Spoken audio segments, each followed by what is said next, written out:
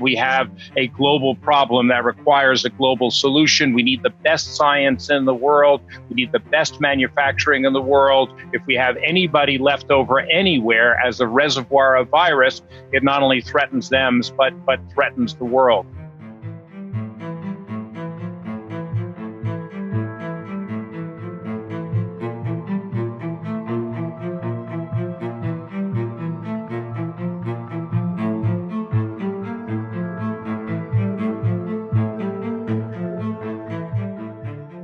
This is costing us $2 to $4 trillion for this outbreak right now. So even if we can move forward vaccines by 1 or 2 weeks, it may pay for itself.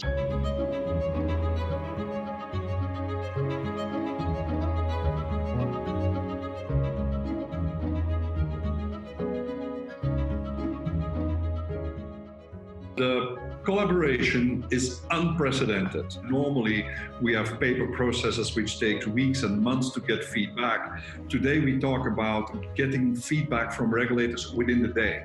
The collaborations are really very, very intense. Even over the weekend, we are having meetings with regulators around the world at the moment. So it's really exceptionally special as you go through it and you see the commitment of everybody involved.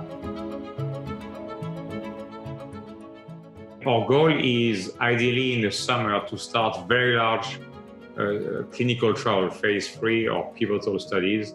And you're talking, thousands of people, maybe, up to 10,000 people across many different hospitals around the world. And the goal will be to be in a position to potentially, assuming everything goes well, to go to the regulators and to actually ask for product approval as early as the end of this year.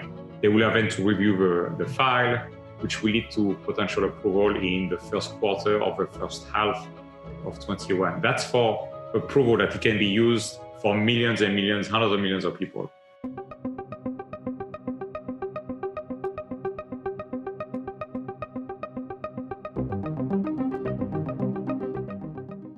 Where we will take over is in the manufacturing side, and then ultimately, obviously, scale up in distribution. And that has to be done in partnership with industry.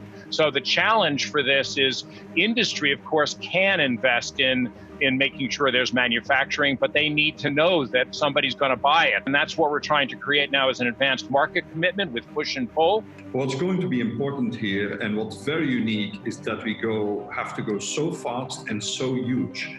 Because where Ebola was a problem in Central Africa with a few 100,000 vaccines, you can get it under control. Here you need billions of vaccines. And that's where industry comes in, I think, is that you need a large contingent of people with a lot of experience to develop vaccines fast and globally. And then you need in parallel, not just sequential, but you need to start already preparing manufacturing long before you have your clinical results available.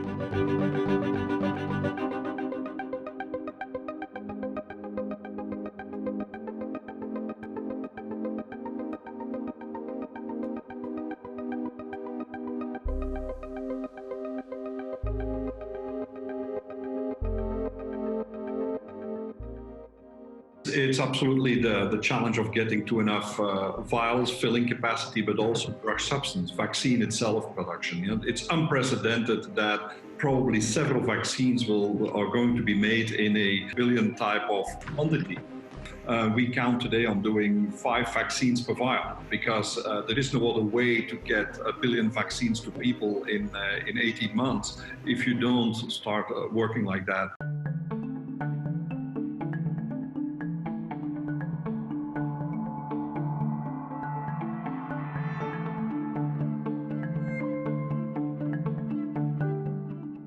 Ebola was an opportunity to come together and experiment with this, but not at the scale we're talking about.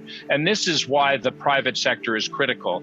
Paul talked about the private sector for vaccines, but let me talk about a different role for the private sector, which is going to be in distribution, bringing innovation in. How do we do last mile? We're working with UPS on that. We're working with drones to deliver equipment. We try to make sure that there is a very large capacity available so that the quantity can support a large part of the world, and fighting for equitable access in the world, that people can get access wherever they need it in the world is very important. If we don't solve this infection in every part of the world, it will not be solved for the world. And that's where an unprecedented global collaboration will be needed.